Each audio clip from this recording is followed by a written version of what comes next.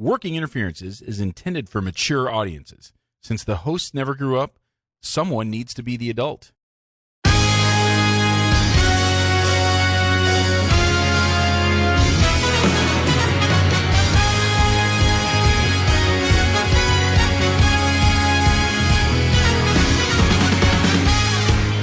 Welcome to Working Interferences with Josh and Lance, the dental advice podcast for the average dentist.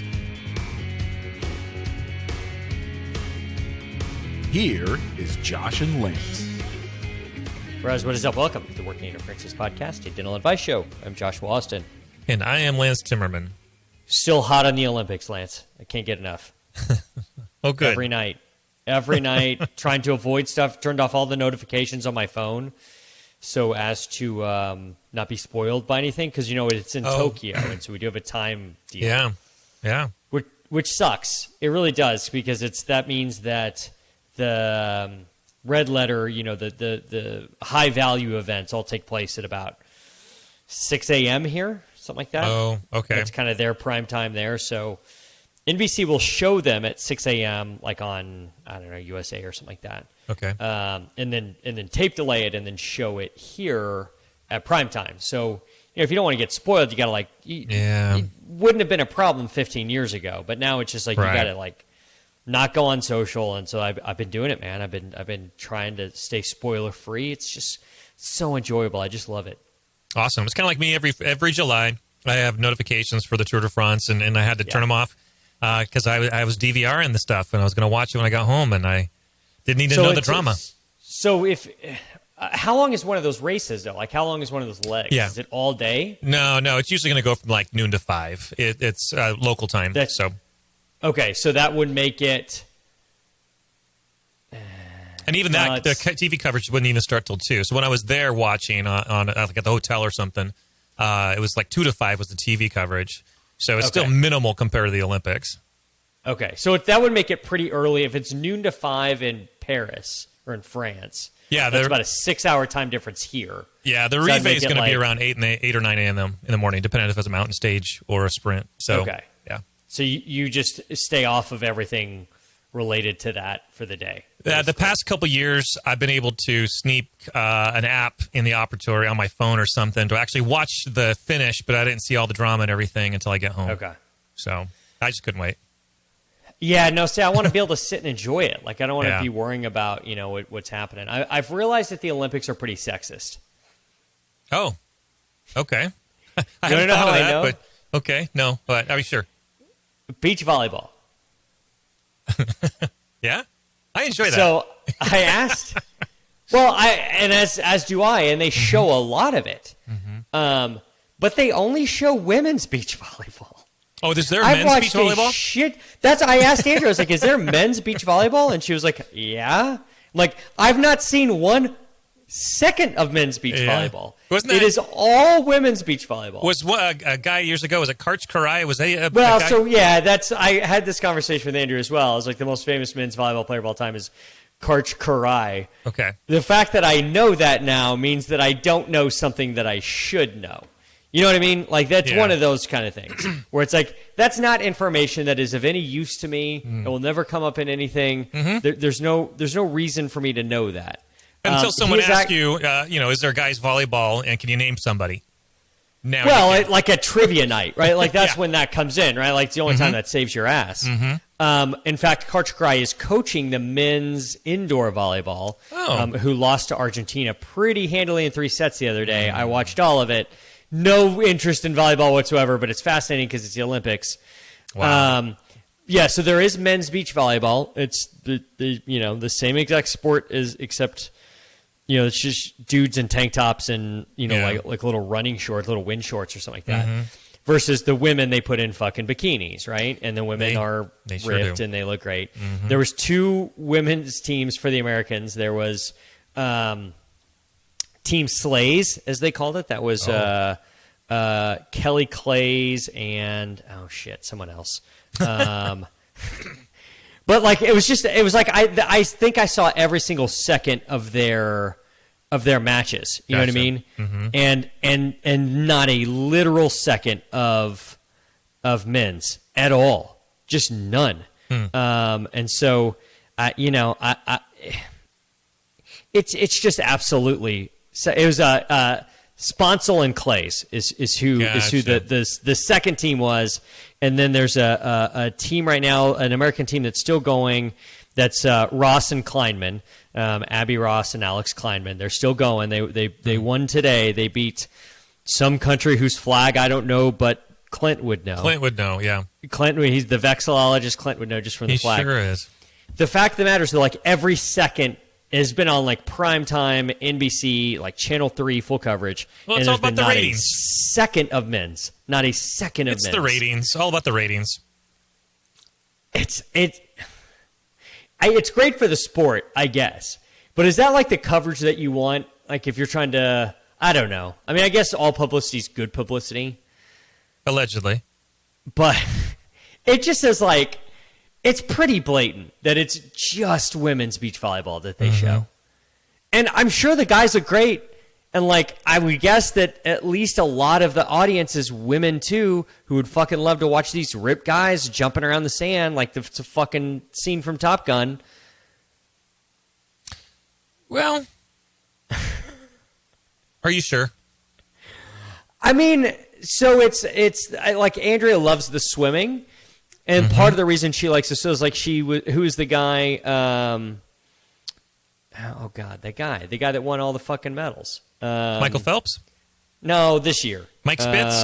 This year. Mike Spitz is not a guy. It's like he was Mark Spitz's cousin, who's a plumber. Is Mike Spitz? Yeah, Mike Spitz. I could have been someone. Like, my cousin's not all that. Here to check out that pilot light.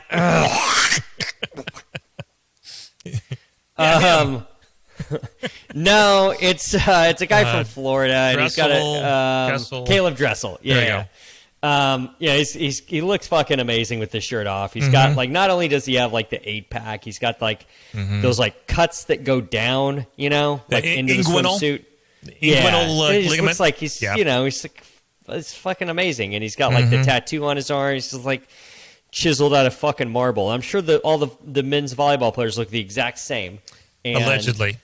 I'm sure women would love to see that, but no, the only thing we're getting are women's beach volleyball because they're in fucking bikinis and they all look good. They all look good. I'm not complaining. I mean, I'm not either. I just find it interesting. Do you? I watched. Speaking of volleyball, I remember. Did you have HBO as a kid? I didn't. Okay. HBO, scrambled. Yeah. Well. Yeah, there was other things trying to unscramble. We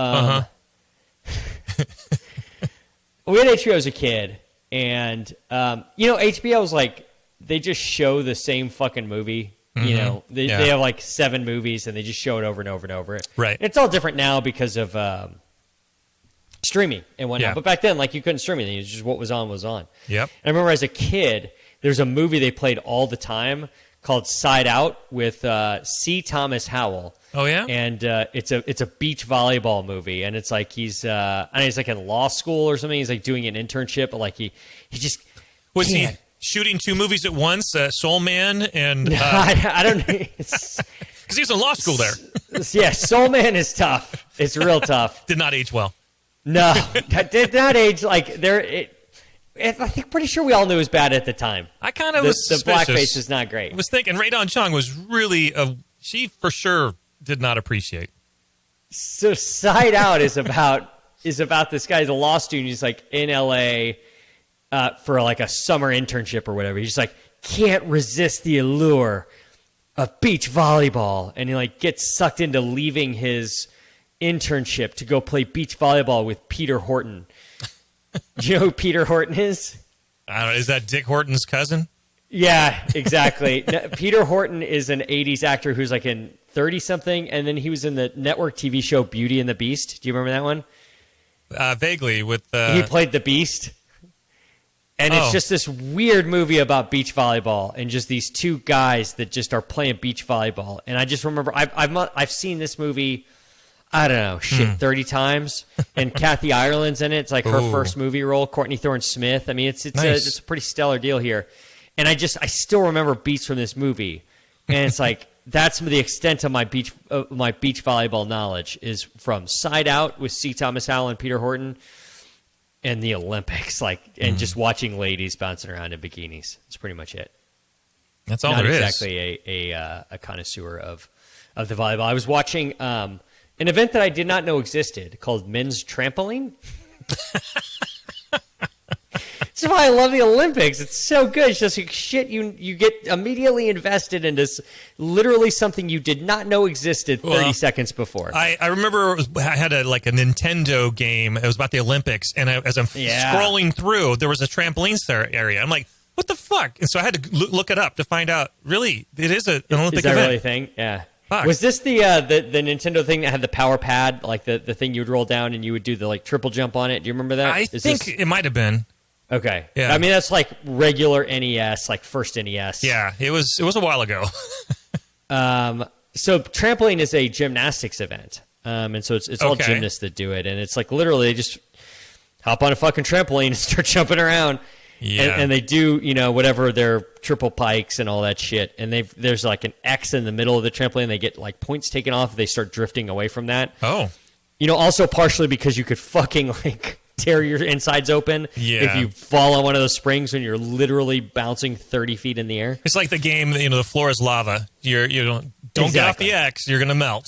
Right. And that's so like one guy lost some points because he was drift. They call it traveling is what they call it inside the sport. I know that now because I watched this. Mm-hmm. So this guy gets up to compete, a guy from China, and he gets up to compete, and the guy's name is Dong Dong. And the commentator, who I love, these guys are like fucking experts in these sports that no one's ever heard of. The commentator's like, and he says, and I quote, "There's not a bigger name in the sport of men's trampoline than Dong Dong." And it's like, how long is this guy? That guy fucking wrote that last night in his hotel room, tried to figure out, all right, what's it? I don't know if that's the true. Big dong. Yeah. It's like, it's like he definitely wanted to say, there's not a bigger name than Dong Dong. He's like, prove me wrong. It's just like, how far can I push this without getting too far in trouble? And this guy's name is Dong Dong, and he's a trampoline jumper, and he's 5'6". He's been in 3 Olympics, 4 now, 2008, 2012, 2016. He's won 1 career gold, 2 silver, 1 bronze. This year he won silver.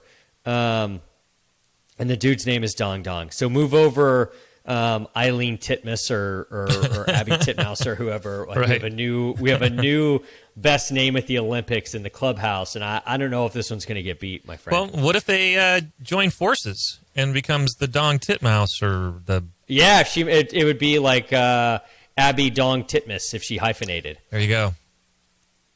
That would be match made in heaven. Great. Yeah, I mean, I think we need to make this happen. Yeah.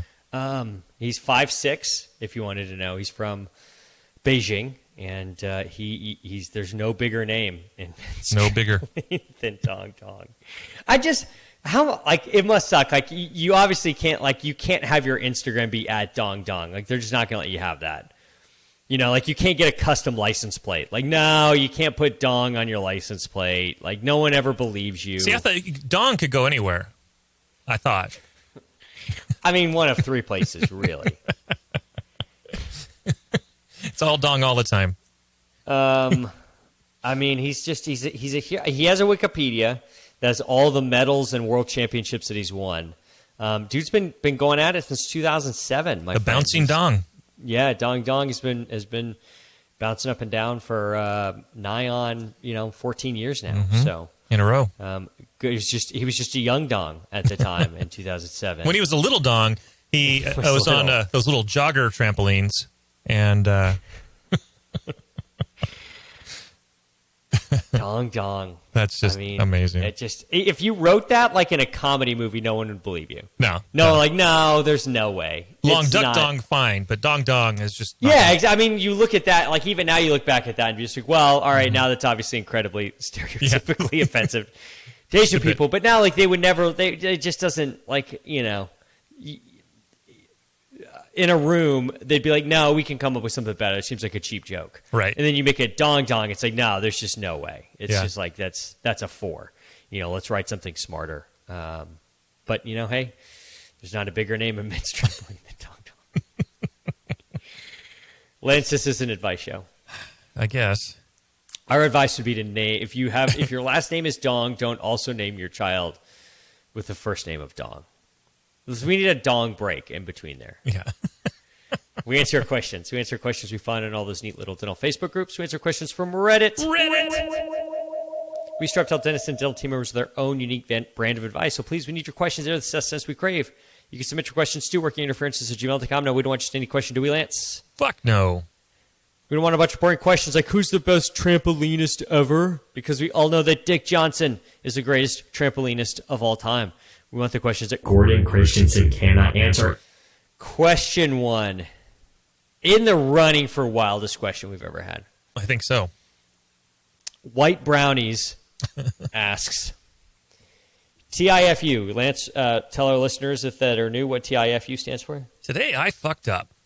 TIFU, by ejaculating while getting my teeth cleaned at the dentist and getting my blood drawn in the process. It was time again for my biannual dental visit. So I go to my dental office like any other visit, no big deal, right? As I'm sitting in the waiting area, I hear my name called out. It's my turn to get my teeth cleaned yet again. They're going to tell me the same thing, just keep brushing and flossing and we'll see you in 6 months. Whatever. When I saw my dental hygienist, my young 20s self immediately found her attractive. You're all probably thinking, well, everyone is wearing a mask and the hygienists are in long garbs/scrubs. What could possibly get your attention? See, the thing is the dental hygienist had some very obviously large melons. And to top it off, I'm a titty guy. And there's just something about big knockers. This is so horribly written. Trying so hard to desperately be hidden that they become too big to hide. Shamelessly, it's a kink of mine. Guys, this isn't me saying this, just FYI. You're not this is somebody else. You're not riffing? It was very apparent that this was happening, and my disgusting mind was just enamored. I kept my cool, though. Did you? No big deal. Titties are titties, and all women have them. I follow her into the room where I sit on my comfy chair and watch HGTV while she cleans my teeth. Immediately, she started cleaning my teeth. I knew this was going to be a hard time for me. Her breasts were touching my head a majority of the time, and she often reached over me to grab whatever tools she needed to continue her cleaning. Multiple times, this would mean her unexposed boobies were all in my face. With all this unintentional stimulation around me, as well as some friction in my pants, every time I needed to adjust, I ended up ejaculating in my pants. And this caused me to instinctively jerk my body. Quarantine has been an unintentional dry spell, I guess.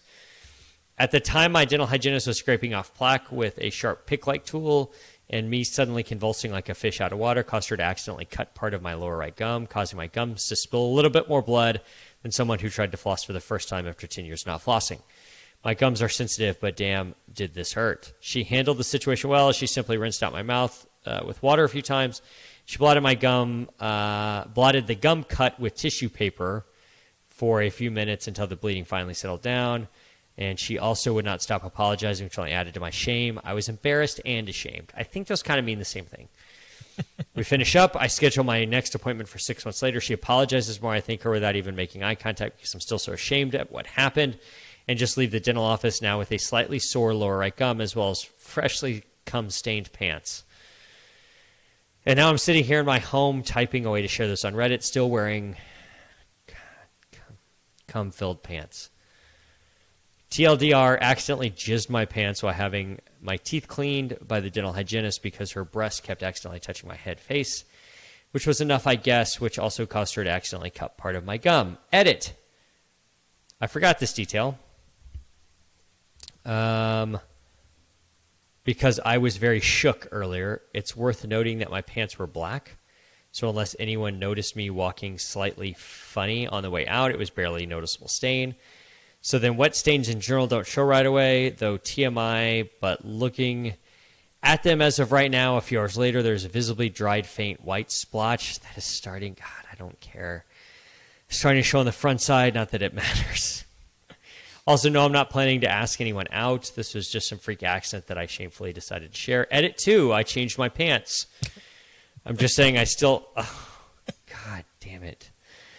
I'm just saying that I still have the cum-stained ones here, and I'll get to washing them this weekend or something. I took them off as soon as I got home. Edit 3. I understand how wrong this was. I feel ashamed from it, especially the circumstances in which it happened. I didn't mean to blow it for those blaming me. Also, another correction, never did I mention she had a low-cut shirt. She was fully covered head to toe. Also, I'm fairly certain she was new. So I've not seen her there before, and mentioned to me a few times how she's still learning how things work, like regular processes and even computer systems they use, which may explain the whole reaching over me, because I definitely did find this out of the ordinary, but being new to it all could explain a lot of things. God, I'm glad that's over.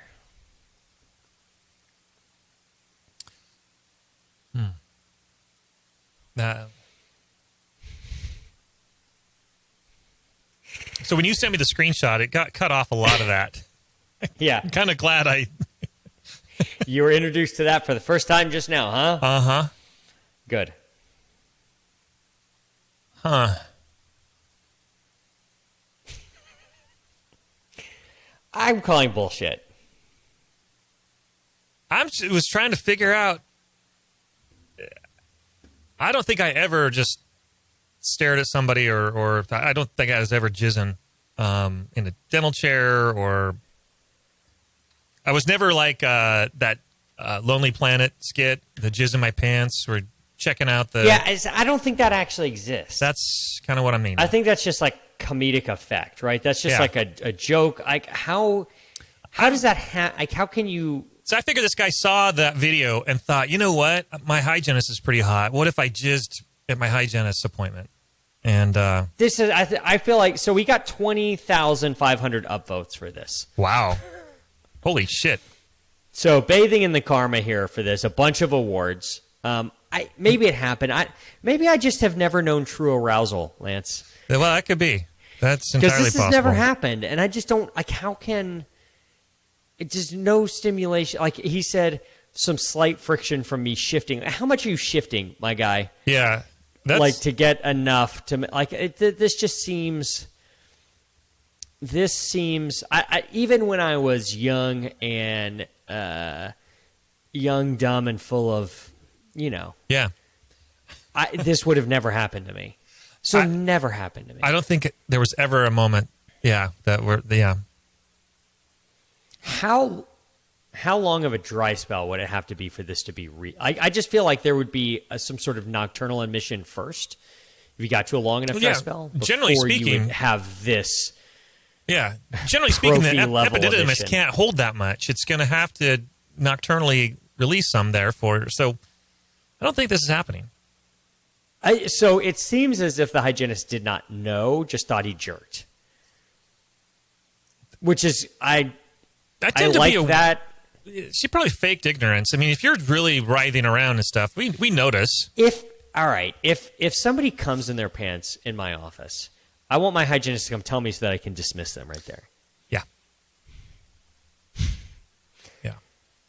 I feel like that's a reasonable dismissal from a practice.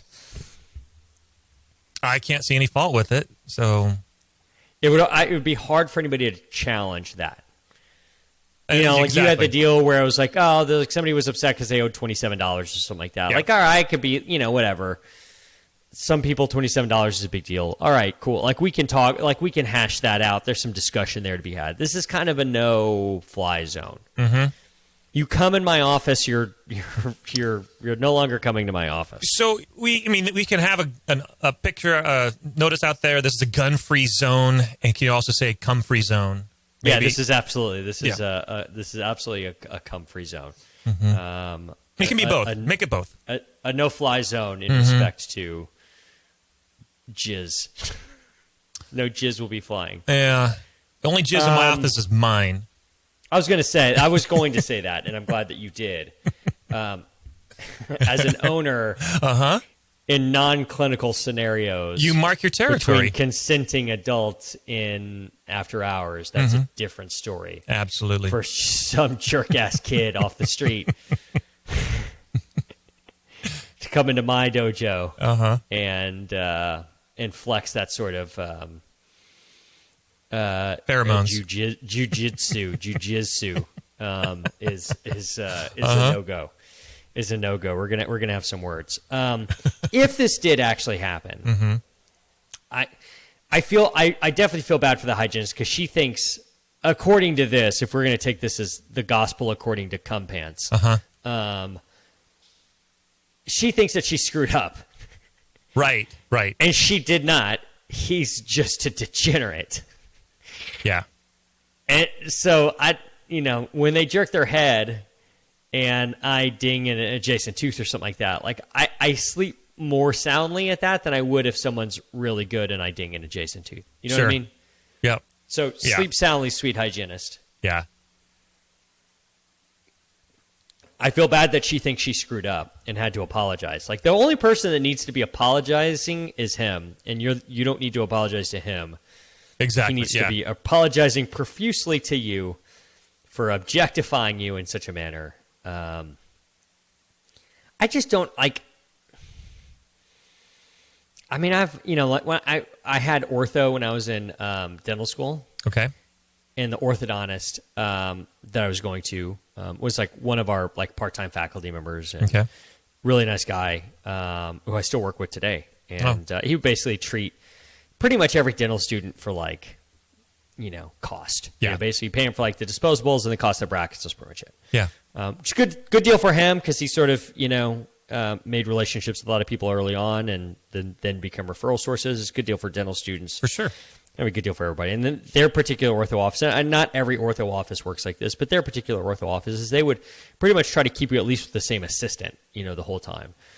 And my assistant was a young lady named Leslie, who was a smoke show, super hot, brunette, really attractive. And, I was, 23, way more in my prime then than I am now. Never once was there anything close to, never once was there any... The only thing I was thinking about was like, oh my God, that wire hurts. You know what I mean? Right. Like, it wasn't like Leslie's hot. Like, the thought that Leslie was hot goes out of the way the second that wire engages those fucking brackets, man. Well, not only that, you're sitting, she's at 12 o'clock, maybe 10, 11 o'clock. You don't have no view. Nothing. This never happens. This does not happen. I see seated. these memes on... Yeah. You sent me memes about this. It's not real. You're right. Yeah, it never happens. So it's all fine and good. Like, you can think she's attractive or whatever, and then the second you sit down and she starts with an ultrasonic scaling your teeth, how can you have attention on anything other than the ultrasonic in your mouth that's scaling your teeth? That's such like sensory overload. And HDTV. Sound. He was watching. Yeah, TV and too. you're watching HGTV. You got the sounds of the ultrasonic. You've got the water spraying everywhere. You've got the sort of discomfort of that, and then the hand instruments. Like, how can you possibly not only achieve an erection, maintain that erection, and then climax without any physical touch whatsoever? Maybe a priapism? I don't know. No, there's another thing. I saw something. I saw a YouTube video not long ago. There's like some guy that like has 60 to 70 I saw unprovoked orgasms a day or something. They just show him like walking around and he's just like shaking on the ground. He just has to stop and like start shaking. Yeah, I kept like, scrolling. all right, that's a shit way to live life. Yeah. I'm glad that's not me. Yeah. But like, unless you're that guy and like this is some other medical condition, it's obviously a neurologic condition. I just don't see. There's just no way this actually happens. Yeah. Calling bullshit. I do love the deep dive on the cum pants. We had multiple edits about the pants, and I'm glad that he felt the need to share all that. I don't want to have any conversations ever again about jizz pants. Never. This was plenty. Everything I read today was my lifetime supply of reading anything about jizz and pants. About what happens, what color pants are best to wear if you're going to jizz your pants, any of that stuff. What color is the best? Apparently black. Okay. Apparently black. I don't need to know that. I don't want to know that. And yet now you do. I don't need to know about like when he did his laundry. Can you fucking imagine if this guy came during a fucking prophy? Like, can you imagine what his sheets look like? Jesus Christ. Yeah. His mother, he must be just like, and I'm assuming he lives at home. I have no idea how old. In the basement for sure. About how old he is. He's young 20s. In 20s, right. He's in the basement. Yeah.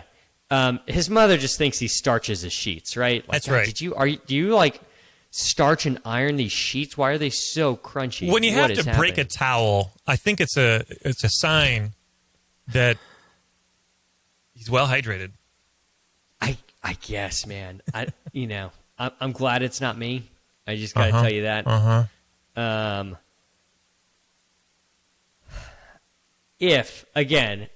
If this ever happens to any of you in your practice, where you're pretty sure that a patient has without provocation, laid in a jizzy haze in your hygiene room, you have to dismiss that patient, right? Oh, God, yeah. Like right away. You can't hesitate. Yeah. I mean, apparently this dentist will never know. Yeah, it seems that way. Unless they're listening to the show and they know this white brownie. If you could somehow place this somehow with your hygienist, I guess. Yeah. Not a ton of karma for him specifically, so he had 20,500 upvotes on that. His karma's only 99.59. Oh, okay. Which is very strange. So an upvote is not the same as karma? That should be a karma point. Oh, okay. So, but you can also get downvotes. Oh. So that tells me he's about 10 grand in the hole based just off of that. Okay. So,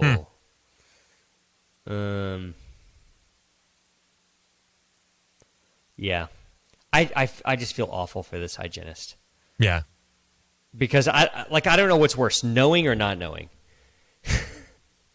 Yeah, that's a good point. It reminds me of an old SNL sketch, and it was John Larroquette was the host, and Dana Carvey played a guardian angel, and John Larroquette died, and he was asking his guardian angel a bunch of questions. And like one of them was like, what's the closest I've ever come to finding buried treasure? Or what's the closest I've ever come to being rich or something like that? And he was like, you remember that beach vacation you went on to, I don't know, wherever, British Virgin Islands? And you walked right over a buried pirate's treasure. You were like all you had to do was dig like 4 or 5 feet down, you would have found it. Like, damn, that sucks. And then he's like, what's the grossest thing I ever ate? And Dana Carvey's like, you don't want to know. He's like, oh, really? He's like, yeah, no, seriously, you don't want to know. And it's just like a whole sketch of like those kind of things. And I've always remembered that, like, you don't want to know. And so what's the grossest thing that's ever happened, during patient care or whatever, like for this hygienist? Yeah. You don't want to know. Yeah, it's better not. Just don't want to know this. Better not to know. I feel like that, I feel like it's better not to know, but then I also like that almost feels like a violation as well. And so it's like, I just don't know what's the right thing for this. Either way. Yeah. I feel so bad for her. You ready for another question? I think so. This is from Reddit user Wolfbird. Wolfbird.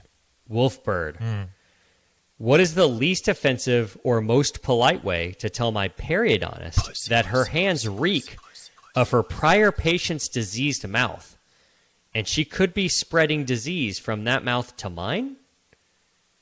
I had a very unpleasant experience with a periodontist that my dentist referred me to. They both work at the same dental office. She was nice and friendly, so no complaint there, but I think she didn't change her gloves and wash her hands between her last patient and me because her gloves/hands smelled really, really bad. Exactly like halitosis or gingivitis or some kind of mouth disease. Aside from the very unpleasant odor, every time her gloved hands got within 2 feet of my nose, I worried that she could be spreading the germs from her prior patient to me. I suppose it might be possible that she did change her gloves, but the odor was on her hands, and it was so strong that it permeated through her gloves. I do remember from biology class that a person might not even be aware of an odor after a while if their nose has become used to it. Could this be the case with this periodontist? What should I do next time if this happens again? Well, it does bring to mind... I was in ortho back in the 80s when gloves became a thing. Okay. And so my orthodontist prior to 84 just was barehanded. And then I remember coming one time and he was wearing gloves. Everyone was wearing gloves. But he did wash his gloves. So he wore the same pair all day and washed his fucking hands with the gloves on. It's fucking worse, man. I'm like, somehow it's even worse. I don't know why. It's just worse. Are you so cheap? Are you cheap? Are you just dumb or both? I guess it's just dumb, right? I mean, it's just like no fucking clue. But I feel like, well, that was 30 years ago, 35 years ago. Yeah. We've come a long way. I mean, I'm constantly... There's no way... Yeah, there's no way that she's not changing gloves. Yeah. That's like... That is some old school... Like, all of those guys are dead. And I use that word guys specifically because, like, if she's that old... Like, there weren't female periodontists that are, like... No. There's very few of them Yes. that it could possibly be, like, that would be old enough to be like, I'm not changing my gloves. I know that with the PPE cost nowadays, now that they're tripled, maybe a periodontist is trying to be cheap, but no, I really doubt it. It's such a tough, I really doubt it. It's such a ridiculously tough look that there's no way. Yeah, I can't even imagine. Yeah, and this person's saying that it was their hands and it was permeating through their gloves. No, it doesn't work that way. I don't know. All right. This is probably not the same analogy. Okay. But when we walk the dogs, we're good citizens, right? Okay. So we bag everything up. And we buy pretty decent bags. We buy pretty highly rated bags on Amazon. We just buy the same ones because we like these. They're fairly thick. I don't know what mil they are. I guess it's a way to determine thickness of things like that. So I see gloves have the same sort of deal. And even with the thicker ones, you can still get like a waft of the dog shit through that. Now that's obviously like it's not sealed, and we're talking about something dog shit, which is obviously highly odorous, and it coming like having some of that scent waft out of that even tied off bag makes a little bit more sense to me than just like perio scent soaking through a glove to the hand, then back out the glove to the nose. Like, that seems like a lot of travel time for perio smell. Like, that would get on your hands. Like, I don't get how this could possibly be. I don't know. I've had my fingers deep in bloody stuff, and then I take and the your gloves fingers off. never smell like anything. They're not discolored. There's no Every smell. time I've smelled your fingers, Lance, they smell immaculate. That's my lavender soap. Is there a chance that he has his mouth open with her and he's breathing through his like nose, he's changing his breathing pattern and he's smelling his own funk? That's where I was going to eventually get to is it's now he's being reflected. I think he's tasting his own flavors. You soak it in your own juices, dude. That's the only explanation for this. And you should love your own brand. Come on. We know this. We've established periodontists are typically a pain in the ass about everything. No offense. You hate periodontists. I love them. I was at the implant pathway this weekend, and this oral surgeon was lecturing, and he apparently has very similar feelings about periodontists. But every time he would say the word periodontist, I would whisper, pussy, pussy, pussy. And Tom Hadley he goes, it's a weird experience to have it live. So we know your thoughts. You know this oral surgeon's thoughts. I don't mind them, and they're I actually almost applied to go to perio. Of course you did. But typically speaking, they're pretty meticulous people. Every periodontist I know is pretty darn meticulous. Yep. And so I just can't imagine how much funk spit would you have to soak in to have it go through your gloves and then back out the glove. Like, it just doesn't make any sense to me. This has got to be this guy's own flavor. I would think. You usually can recognize your own brand, though. In perio, though, can you? I don't know. It's a good question. Somebody asked, "Is this a dental chain?" The fuck does that? Like, I don't feel like that makes any difference whatsoever here. No. People looking for something to piss on, so no.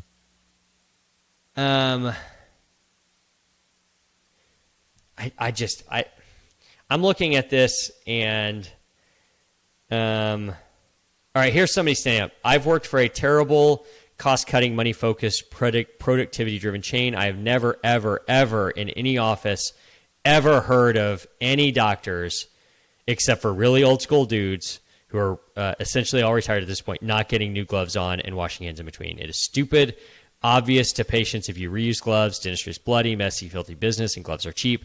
And the risk from rewearing is far greater than the reward of 0.5 seconds and 5 cents you save, maybe. I've never heard of modern dentists doing this, and I doubt it occurred. Bad perio is a horrible smell that lingers hard. That is almost certainly all that happened. I think it's either him or I guess it could be, if you're a perio office, you got a bunch of funk mouth patients coming in all the time, and they're talking and all that stuff. You're talking with them about stuff, doing treatment plans. Like, I could see how that scent lingers around maybe a little bit if you've got, every once in a while, like I'll have a bad perio mouth patient in, and even with mask on and stuff like that, like I can smell them later that day, or you get like a little waft of something that reminds you of them or whatever. Yeah. But I just think it's this guy's own mouth. Yeah. I just don't think you're going to be transferring that flavor from your clothes into their mouth on your gloves. Why would it be on her clothes? Like, why? It's not on her hands. Well, it's I'm just never saying, been on her hands. Even if you were soaking it, bathing in the room with it, and your clothes were soaking even it then, up. Yeah. Yeah. Yeah.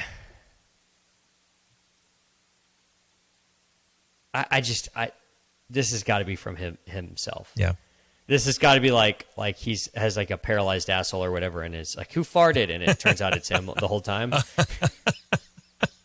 Yeah. I don't know if that's a thing or not, but I like it. It is now. Why wasn't that in like There's Something About Mary? It feels like a missed opportunity. Farrelly Brothers. It feels like some Farrelly Brothers shit. It certainly does. Let's see. Oh, he's from Milwaukee. Oh. Go Bucks. I do know a periodontist in Milwaukee. Oh. Maybe I'll text this to Eddie and see what he says. Today I learned, this is from his post history, that the Canadian cities of Toronto and Montreal are further south than the American cities of Seattle and Portland. I did not know that. Is that true? I did, yes. That is true? Yeah. Interesting. I didn't know about Portland, but I knew we were further up than they are. Are voice exercises proprietary? I'm looking at a voice teacher in my city that says she's certified by a certain institute that uses a certain set of exercises that students are supposed to buy separately. Is this common? You're supposed to talk in a child's voice. Lance, you're supposed to talk in a child's voice to warm up. It makes you more vulnerable. Oh. I had a new patient today. Child's voice. She's a high talker. And I just was like, what the hell? Is this on purpose? Are you trying to be funny? But no. You're supposed to talk in a child's voice. Yeah. No. I'm seeing if I see anything else in here. Nothing really good. It does seem like they might also be, or were formerly, a resident of Portland. So maybe right there by you, one of your folks up there. I don't know. So they left, so maybe they're not Marxist. Portlandians. Yeah.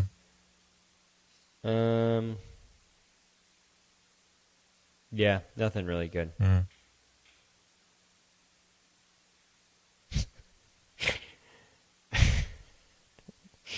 There's a question. He asked this question in the subreddit of Ozark. No spoiler. Question about the Langmore's outdoor couch. Is this a special kind of couch that can be left in the weather all the time? I'm pretty sure the whole point of it is that they're fucking rednecks, my guy. And that they would leave a couch that was once an indoor couch outside to get all funky, right? Isn't that the whole fucking thing? They're fucking rednecks? Sounds about right. Okay. I just like... fucking weird question, man.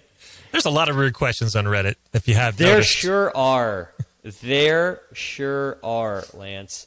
Lance, do you know anybody who constantly smells like perio funk? I do not. If you do, tell them about the show. Okay. That's how we grow the show. One new perio-funk patient at a time.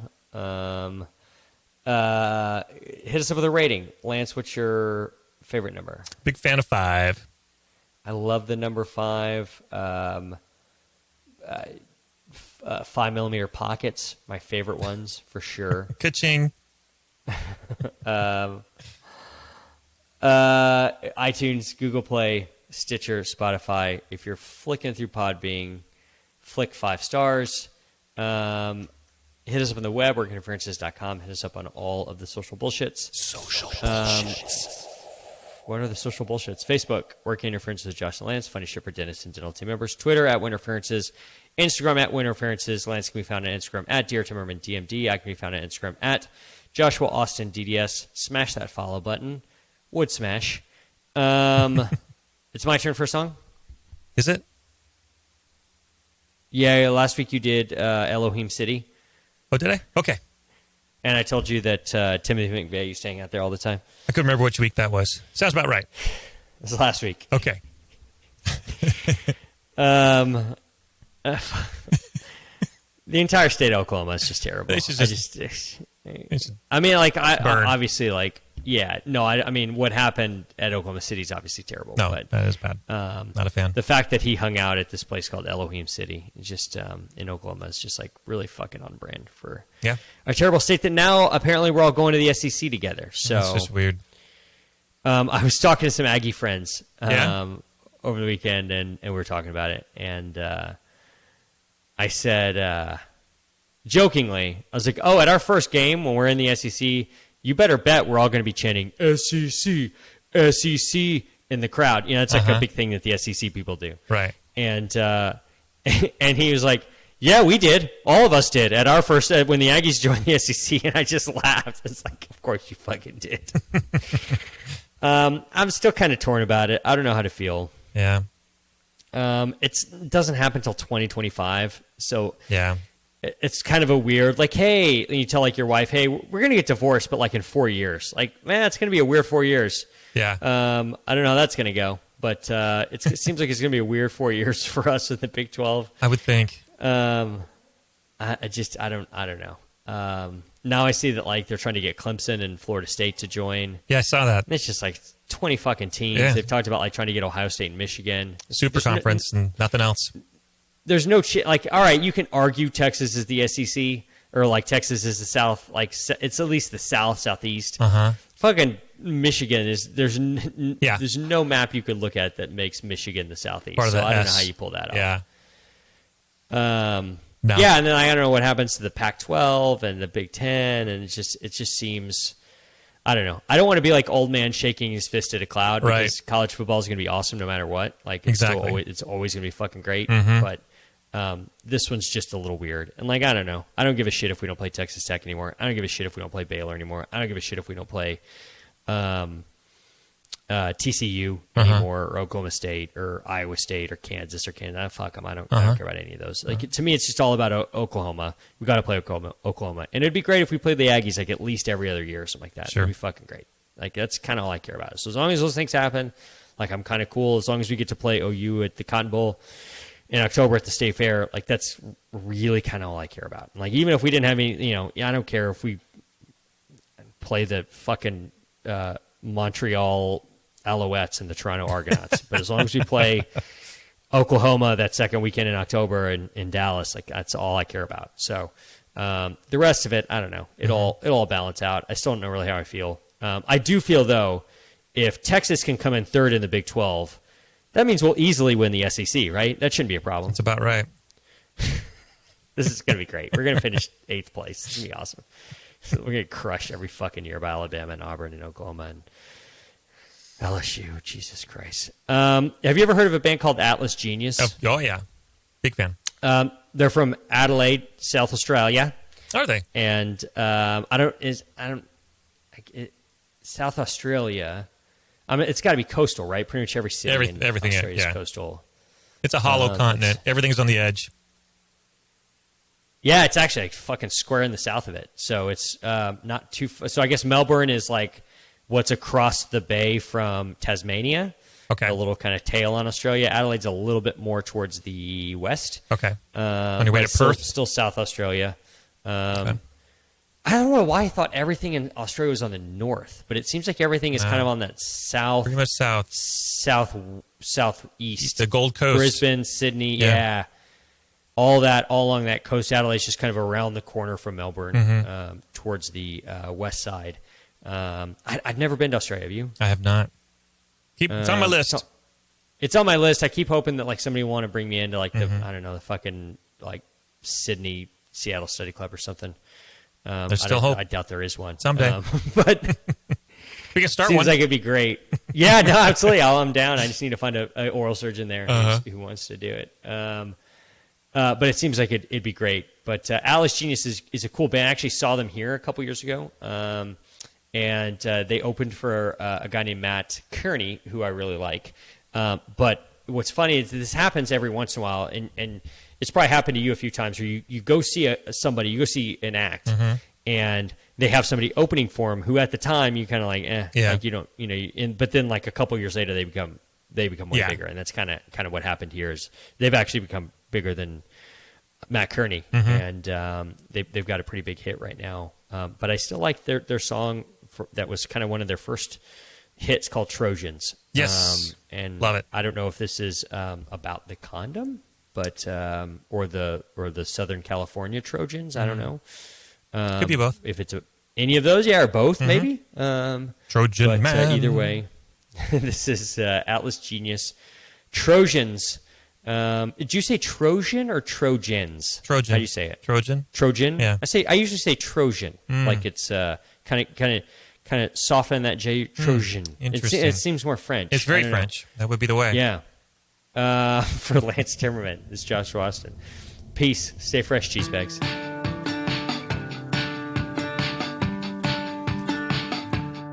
Take it off, take it in, take off all the thoughts of what we've been. Take a look, hesitate, take a picture you could never recreate. Write a song, make a note for the lump that sits inside your throat. Change the locks, change the scene, change it all, but can't change what we've been.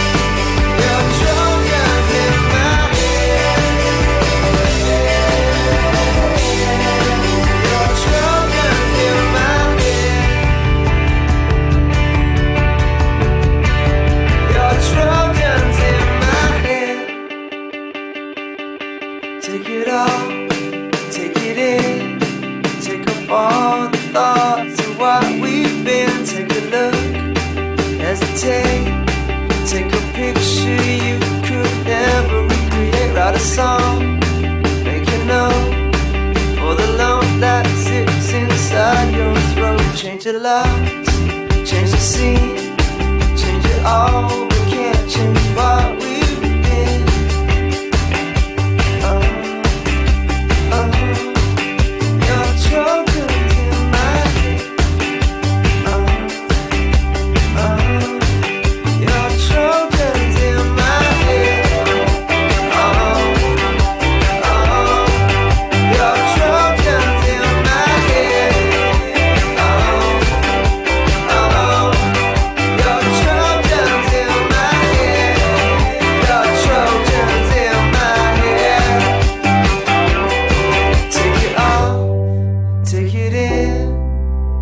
all the thoughts of what we've been.